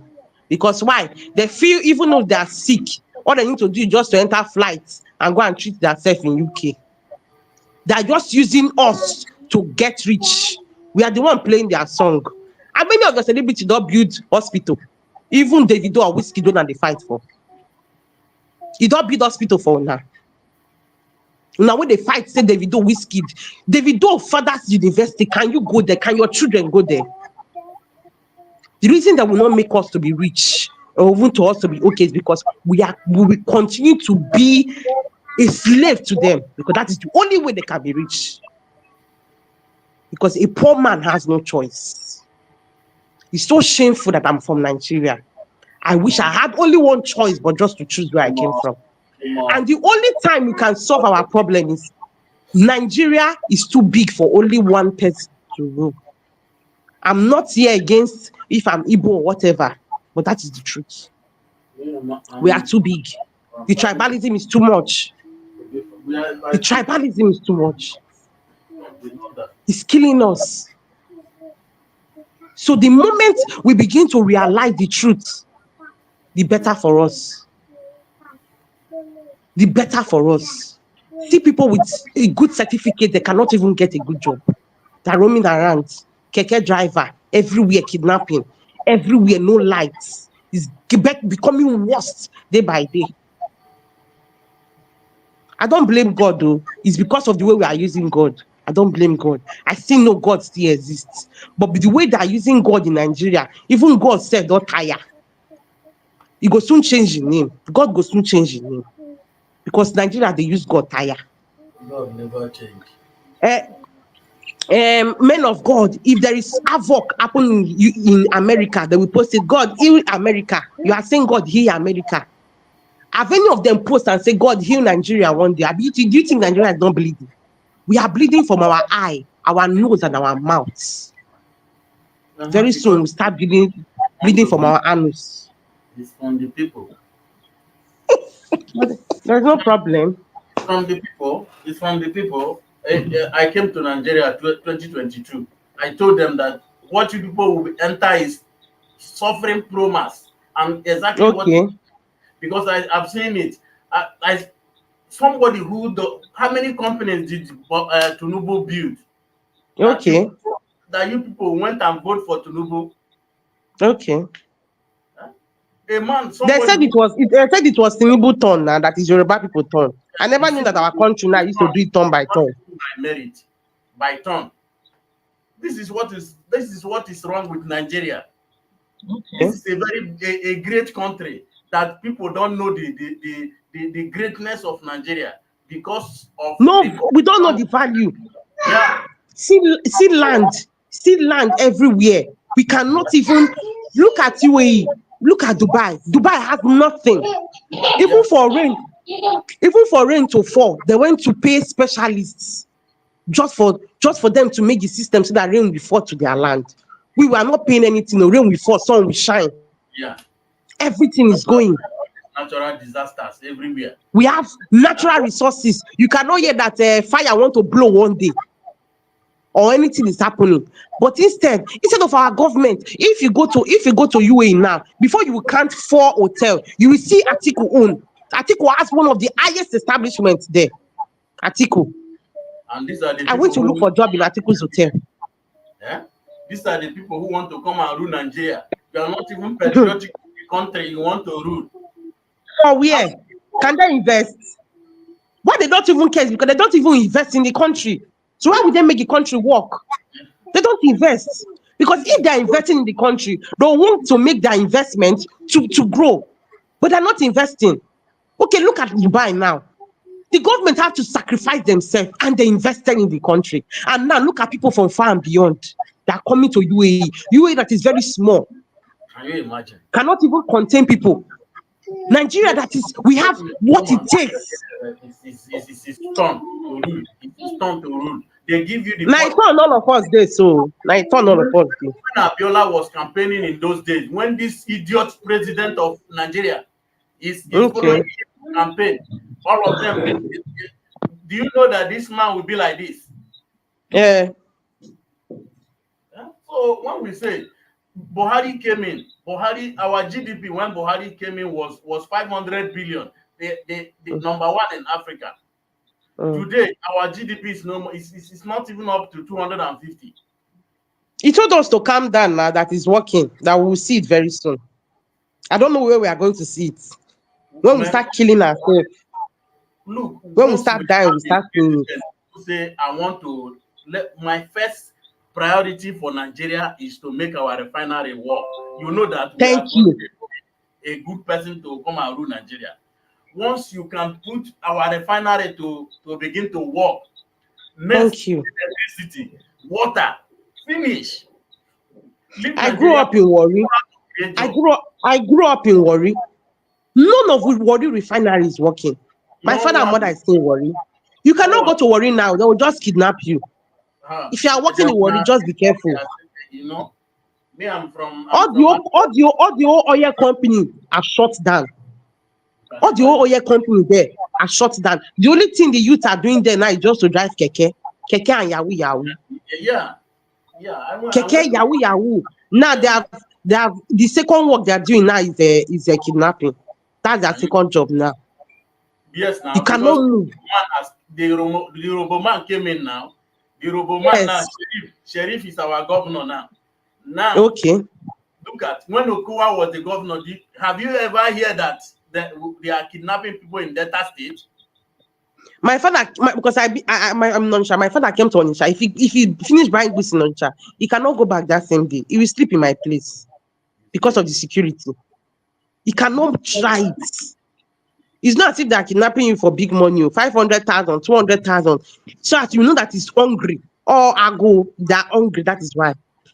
200,000, 500,000. That's what they'll be pricing it like a that one is even big now. Should be last week they caught one boy in Lagos that was selling kidney for 25k. Yeah, and 50,000. 50,000. Different for you my head. 500k is too big now. 25k for kidney. Imagine. Nigeria is said we are. They were interviewing him. Was like, oh no, I'm not the one that killed. I'm the one that has to deliver it. As if he makes it any different. Small boy can't be more than 19 years old. Hey, Jesus Christ. Jesus Christ. You know, when I see the way they are ruling Nigeria, it has always been, people have always been saying it now. These countries, we are heading to disaster. Forget Nigeria go better. Don't worry. Now we go fix some. All those old people don't spoil. I like to see your face. Now we go fix some. No worry. Just relax. Who go fix some? We this generation. We go fix some. Just calm down. The young revolution now, we are even becoming more badder than bad. Don't worry. Because our desperation for money. The young generation now, our desperation for money. Everybody wants fast money. And nobody wants to. The young generation now, because of hungry and there is no job, they already become evil. They are becoming evil than we think. You see the way boyfriend is killing girlfriend to sell parts. They don't even want to know what it takes. All they want is just they want to drive Benz. Yeah, I don't even know where they got that mindset from. That if you do ritual, you get money. If you cannot tackle it from the roots, and you think this new revolution, this new generation is going to help Nigeria, lie go worse too. Because the new generation of Nigeria now, they can even kill their father and mother for money. They don't have conscience again. It never reached like that. It hasn't got to there yet. I'm not going to stay. Me, I go come out and not be me with the revolution. If you go, who won't come fix the Nigeria? If everybody run. They are not ready to fix it. Make me think of it. But the thing is, have you guys like noticed all of these things because of all of this kidnapping and whatnot? It is trendy right now, particularly because we have all of these Instagram influencers. They don't make it easy on all of these young girls and boys. You see, you just come post something. Imagine as a girl child, right? You fancy all of these human hair wig, things you see online, when in fact you are not even supposed to fancy such a thing at a very young age. But because when you open social media, right, you see this one, oh, my husband this, my husband that. But the reflection tells you how they got there. You understand? These are the problem. And in most cases, when they say, oh, we want to control social media in Nigeria, I kind of like it though, because it is getting out of hand. Like, out of hand. You will see children, right? Like, they are advertising hip-hop every day on Instagram. No shame again. No shame whatsoever. All because of money. And parents are not also helping issues. You know why I say that? Yes. You know what? Because as a 17 years old boy, even 18, even 19, right? You will come up, Yes. pull up with a Uh, you will not ask where did you get money from? bat They will or not what? ask. Thank you. Those days our Eh? fathers used to ask. Our fathers They, used to ask in those days. they used to ask. So I remember when I was in school. Then I bought something to go and give to my father as to tell him thank you. My father said, "You have not gotten to the time for you to buy me anything. Yes. I'm the one still giving you money. Yes. He never asked for you to spray me money. When you reach that time, you go spray me. I'm still the one training you. You cannot. My father knows every of my dress. There's the one you wear. We say, eh? When did you buy this one? But now you will cross leg, and then you come and spray. You buy your mother house. Do this because I exhibiting this thing. Even me, self, I said, "Oh my God, everything is vanity." I cannot believe that I'm the one that woke up, grown up as girl like me. I was the one that woke up and went to the barbing salon and tell them to barb my hair. I barb Ah, my hair, follow Gloria. I barb it. you don't want to do Brazilian weave. I not do again. You don't do frontal. Yes, No I less not do. front. And I was like, just imagine. I wish when I was younger, I sold my body because of hair. And getting to this time, I realized that it's causing me headache, and I went to barb my hair. All this Just imagine. yes, they are going to get from the marine world. Mhm. You know, When you wear the hair, you begin to become a dummy. I mean, you not and know. I was very beautiful. I never knew I was beautiful like that. I barbed the hair. And I was so beautiful. Everybody was telling me, my dear, you look beautiful. Even when I was making hair, I never had that kind of compliment. You see? Now I'm going to kill myself. Now every week we see guests. Every week they're calling on makeup artists to make up them. And when they do Eh, naga, you are not going anywhere. eh. Just to do TikTok video. Just to do TikTok video. Everybody, if you just see anybody that is shining, I tap from you. I tap from you. I don't tap from anything. I don't tap from anything. I tap for my life. Because I know my life is a miracle. I know the struggle I used to do to have my money. I don't tap from anybody own. Everybody go sit down. I'm not tap from anybody own. If I wear Benda Select trouser today, so if I'm neat and beautiful, I'm okay. Tomorrow go better. But desperation, some parents will tell you, see your mates, see your mates, see your mates where. Eh? The government is not making things easier. Even young girls that are going to look for job, they will first use you and use you and use you before they will Mm. even give you job. I want Then to if you're say a guy, something quickly before I forget. We are talking about government, talking about, oh, before they give you job, they must sleep with you and whatnot. Do you know this sex for role? It is very common within the content creators in Nigeria, ah, particularly in the skit making community. Now look at the one we saw the other time. That guy that is doing Curiosity Made Me at It's You. yes, Can't you see how they yes, expose that boy? You think, oh, now yes. only that boy do that thing for Nigeria? Just imagine the average Nigeria. You see the mind of the average Nigeria. It Oh, is as God. dark and black as a t-shirt. I always say this. Just Oh, common skit making for Instagram video. You would take advantage of the young girls. Now you yes, come and oh. say, government, which dirty government? How dare Mm. you? How And they dare will still you? go to church. When they will make it, they will say, I first give thanks, I go to church and go and do this. Our pastors speak. No, I repeat, you will hardly see. The only person that is preaching now that I'm listening to is Femi Lazarus. Pastor Femi Lazarus. Apostle Femi Lazarus.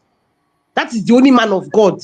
I'm not going to lie. I'm not trying to depreciate your faith because he speaks facts. He preached with facts. He preached with wisdom and intellectual wisdom. I'm trying to go cut my tongue while they speak English. The man will give you facts. You cannot just wake up one morning and say, "Oh, God will bless me because I'm going to church," and you think the miracle will just fly from nowhere, and you are not doing anything.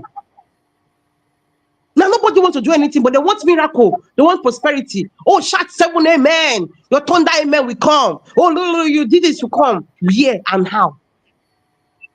That is how God works, yes. God does not work and bless your hand when you are not doing anything. Nobody wants to do anything. Everybody wants their fast money. Everybody wants helper from anywhere. After all, everybody they praise Regina Daniel. Regina Daniel I be the blessed, I be the most blessed woman. They said that she's the most blessed woman in Nigeria because she's getting married to a rich politician. Because if Nigeria good before she could marry a rich politician. That kind fine girl. See the kind old man she go to marry. She don't the old though. She not fine again. Oh. Now camera they make her the fine. Oh. She do BBL now. You know, say she said don't go do BBL. Now camera. If you use your own camera to snap and you know say she not fine. What blood don't enter her body? Whether you like it or not. Nobody should drag Nigerian prince with me. I want to marry Nigerian prince now. Oh, nobody should. No, oh God! I'll go to Yahoo. Ma gather the money to pay that price. So if I go do ritual because of you, just know that it's your fault. No for now, but she don't marry. Who don't want 2 children? No for now, bro. It is who don't marry? Want 2 children? Old woman way they see for you because say she don't they old. I'll do second husband. It's painful. Everybody is on survival mode right this minute. It's not even about love anymore. Everybody is trying to secure the bag. You understand? Yes. You cannot tell me somebody like Regina Daniels, just 24 years, you don't stay with a pa. For Benin, they call those kind of men a pa. If they refer to you as a pa, that means you are a senior citizen. You are a senior citizen. Just imagine over my dead body. Can never be me. God forbid for my daughters too. We they call her for Igbo land. We they call her for Igbo man, Oko man. You go marry Oko man. No sense. When I was watching one of our movie, they did not use good camera in that place. They did not edit it well. And I saw the face. I said, baby, because serious now, Daniel. You know the old do. Maybe they deceive us with the camera. iPhone 16 for them. But if Nigeria is good, she will pursue her dream. Exactly. Yeah. But she went for retirement mode. Now retirement mode, now she go. Because she never went to school. Yeah. She never went to school. And she know that I wish she did not marry that man. They will still use her. Because people that will sleep with her will be more than. They will still use her and continue to use her. That's why she went and followed that man. Because she know that I wish she was in the entertainment industry and she want to make it big. They will still use her because they've already started using her already. But she has to just follow opportunity come at once and follow that man. That's how she got her respect and her value to go up there. Because they're already using her already. She's already using her. So sad though. It's sad though. It's so sad. It's so sad. Every day when I was in UAE, I was staying in a studio apartment. You know, studio apartments now, just a big room, toilet, and your this thing. But to be frank and to say, I was at peace. People will tell me, "I'll go. House is expensive. You are staying in a studio apartment." I say, "But that's a studio apartment for you, a past 3-bedroom flat for Nigeria." Because I was at peace. I'm staying in a 3-bedroom flat now, but I want to go back to my studio apartment in UAE. I don't, because even whatever you are doing, is it food? Food is not your problem in Dubai now. Food are very cheap. Compared to now self is cheaper. Nigeria and UAE now, you cannot compare food again. It's cheaper. UAE that import all their food. Dubai that import all their food. We produce our own here is very expensive. Go to the market, you'll be looking around. Nothing.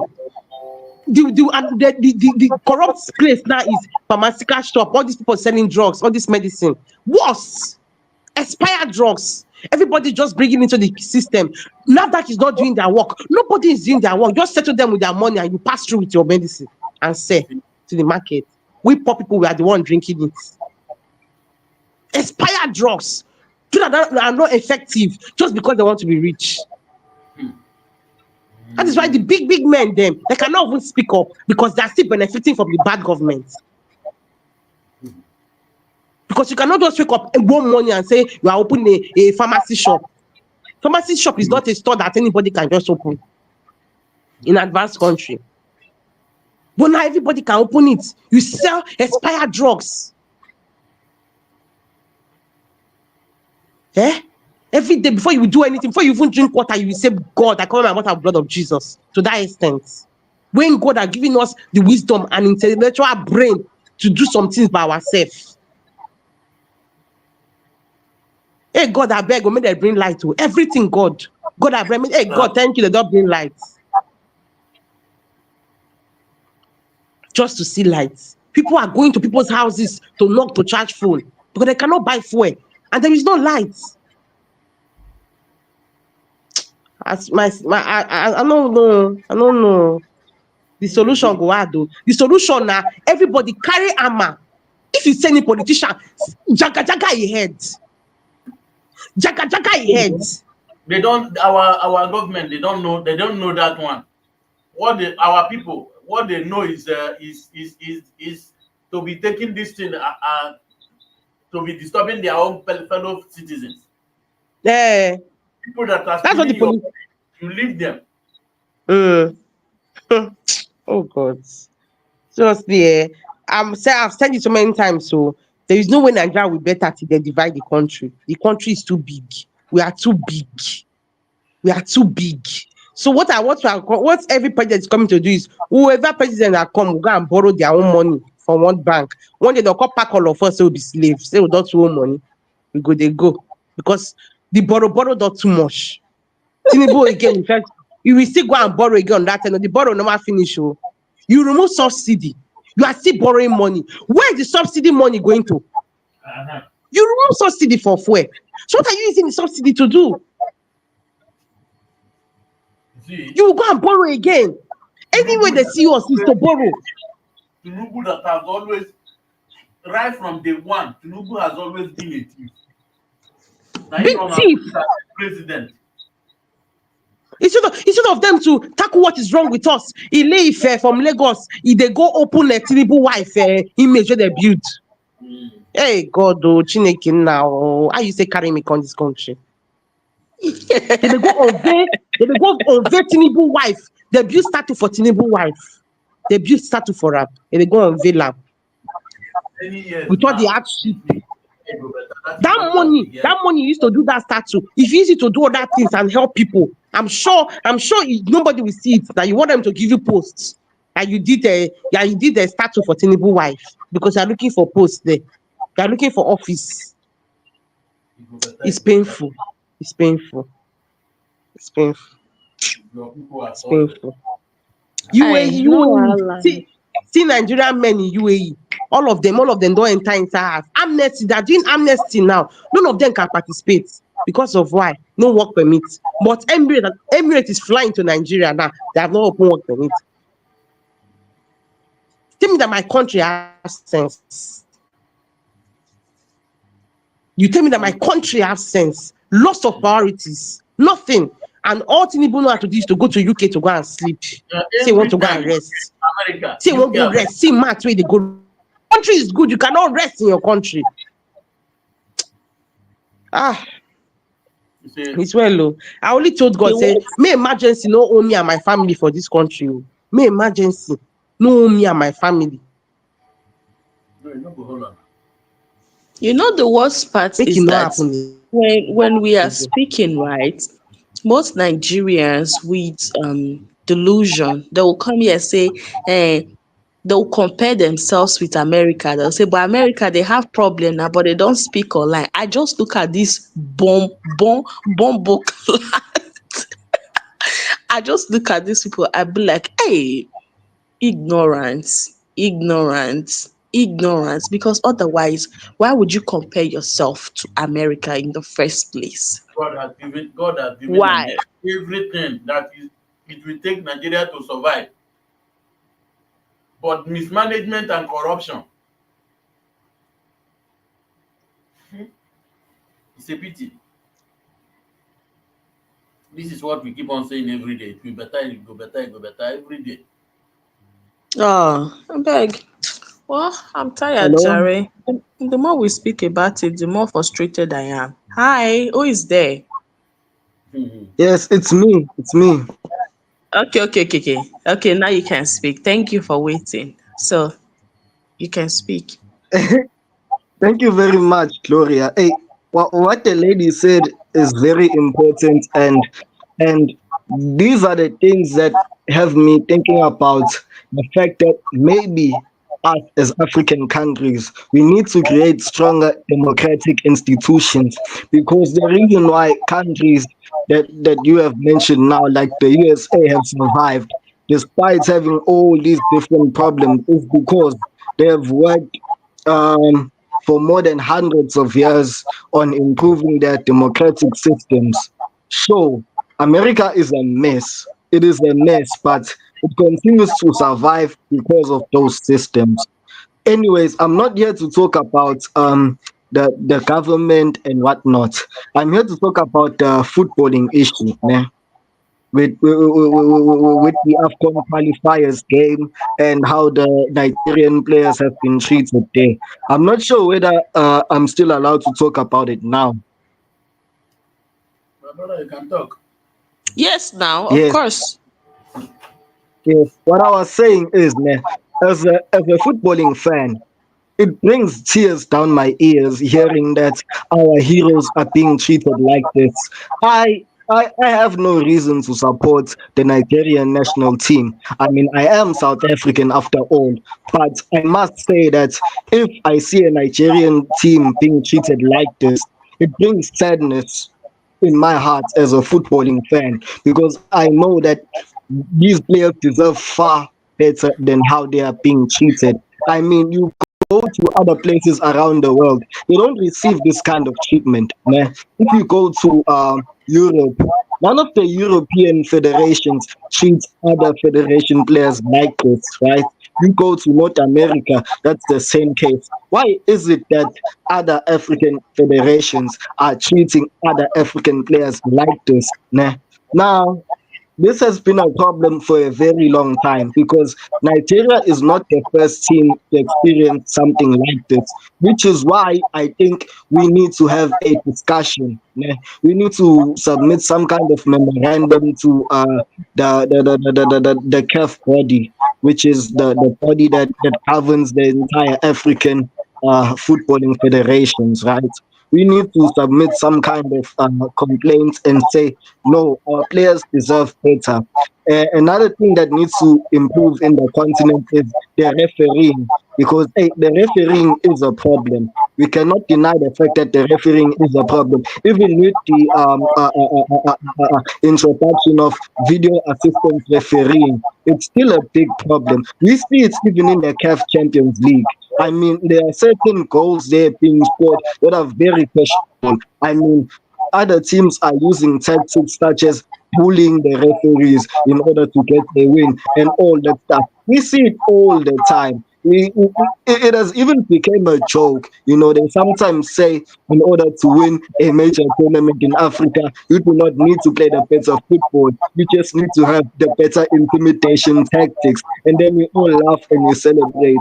But the truth is, African, sorry, I meant to say African football has the potential to become the best football in the entire world. We have the talents, we have the coaches, we have everything, but we just lack that tiny component that works in hand with fairness, that works hand in hand with equal treatment of players, that work hand in hand with discipline and so forth. We we have a problem with match leakings and sending players to play in venues that are not qualified for major tournaments and so forth. So, I think as a football lover, I see the reason why so many football players look for that one opportunity to change their nationality to European nationalities, simply because Hey, at least they get a fair chance. At least they don't have to suffer the same things they are suffering in their country. I'm not saying everyone must do that, but I understand why players end up doing it, because why would you play in a place where all the systems are already rigged? And that brings sadness to my heart as a footballing fan now. I'm not talking as a South African or as a person that loves Nigerian football. I'm talking as a football fan. We really ought to have better control over our league, better control over our federations, better control over international match regulations, national match regulations, and so forth, in order to truly be the sort of footballing federations we are supposed to be. And let's be honest, the amount of talent we have in South Africa in terms of technical teams, in footballing structures, in terms of coaching in African football, in terms of even players, in terms of even the academies. The academies in the African continent are amongst the best in the world. But if you look at the final product, the there's just something that is inconsistent with the journey towards becoming a professional footballer, and your starting phase as a development player.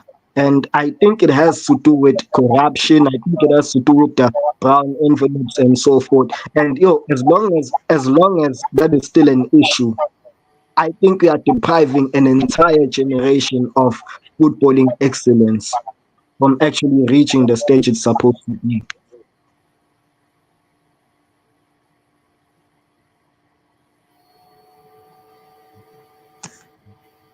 Thank you so much, guys. This particular one you are saying now, we have talked about it in the beginning of the live stream. So actually, the live stream is almost 2 hours long. So yeah, but I don't know if our brother, Hanksman, if he has anything to add to what you have said. Otherwise, I'm just going to allow him speak.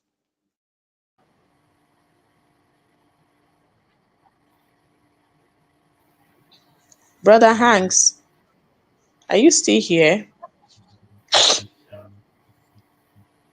Oh, is it my Wi-Fi? Yeah. Sir, are you still here? Yes, I'm So still do here. you? Okay. I was saying if you have anything to add to it, otherwise, let's call it a day because the live stream is already 2 hours long. Okay. Well, I hope to be seeing you online every time. So, Yes, so Adegidigba. okay, maybe we can call it a day. Yeah. All right. Thank you. All right. Thank you, everyone. Nigerian Prince, thank you so much for the super chats. Lulu, thank you so much for coming. Regina, thank you so, so much. The right, so thank you so much. Everyone, thank you. Bye, guys.